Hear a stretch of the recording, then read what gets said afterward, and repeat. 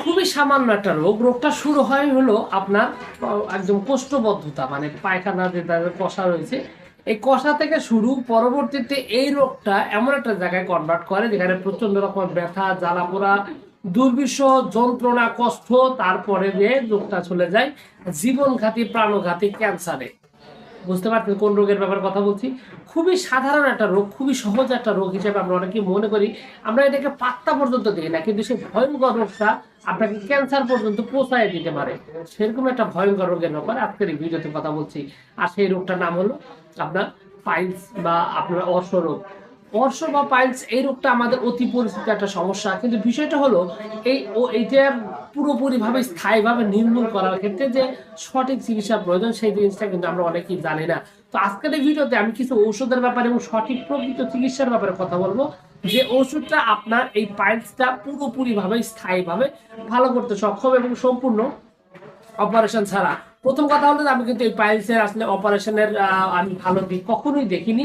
কারণ হলো যে পাইলসের ক্ষেত্রে এই অর্শ রোগটা এতটা বিগড়ায় যায় পরবর্তীতে ক্যান্সারের উপরে মুহূর্তের মধ্যেই।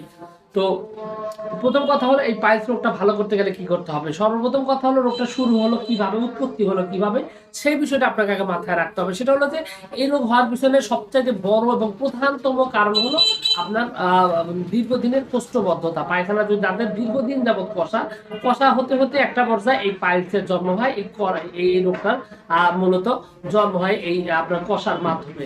তো আপনার কোষ্ঠবদ্ধতা বা কষা যদি হয়ে থাকে তাহলে আপনাকে প্রথমত আগে এই কষা সমস্যাটা দূর করতে হবে।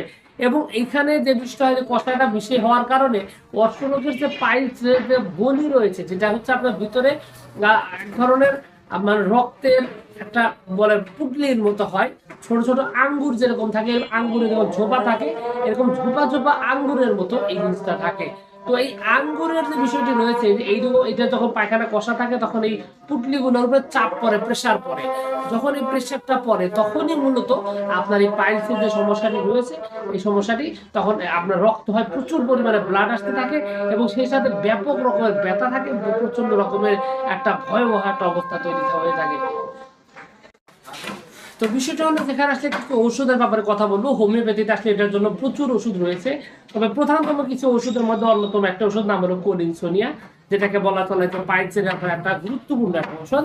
তো যাদের এই কোলিনসোনিয়া লক্ষণটা হলো এরকম যে একদম গুজ্জতার ভিতরে কাঁচ টুকরা করে ঘুনো করে ভিতরে রাখলে যেরকম কসকস করে বিধে, এরকম বেঁধে এবং সাথে জ্বালা করা করে, প্রচন্ড রকমের ব্যথা করে, এই লক্ষণটা যদি আপনার থেকে থাকে সেক্ষেত্রে কিন্তু আপনি এই কোলিনসোনিয়া ব্যবহার করতে পারেন। এক্ষেত্রে রক্ত বলা যে বিষয়গুলো রয়েছে সেক্ষেত্রেও আপনার এখানে বেশ মোটামুটি উপকৃত হওয়া যায়।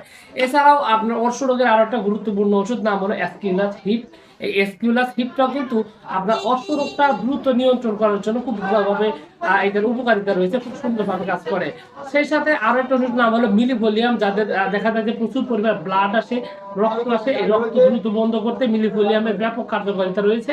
খুব সুন্দরভাবে আপনার এই পাইলসের রক্ত বন্ধ করার জন্য খুব ভালোভাবে এটা হেল্প করে। এবং সেই সাথে আরো কিছু ওষুধ রয়েছে এই ব্যথা কমানোর জন্য, তবে সেটা নির্ভর করবে সেই রোগটার উপর। তবে বায়োকেমিকের মধ্যে একটা ওষুধ এক্ষেত্রে ব্যবহৃত হয়, সেটা নাম হলো ক্যালকেরিয়া ফ্লোর। পাইলসের এই ক্যালকেরিয়া ফ্লোরটা কিন্তু খুবই ব্যবহৃত এবং সর্বোচ্চ ব্যবহৃত ওষুধের মধ্যে অন্যতম একটি।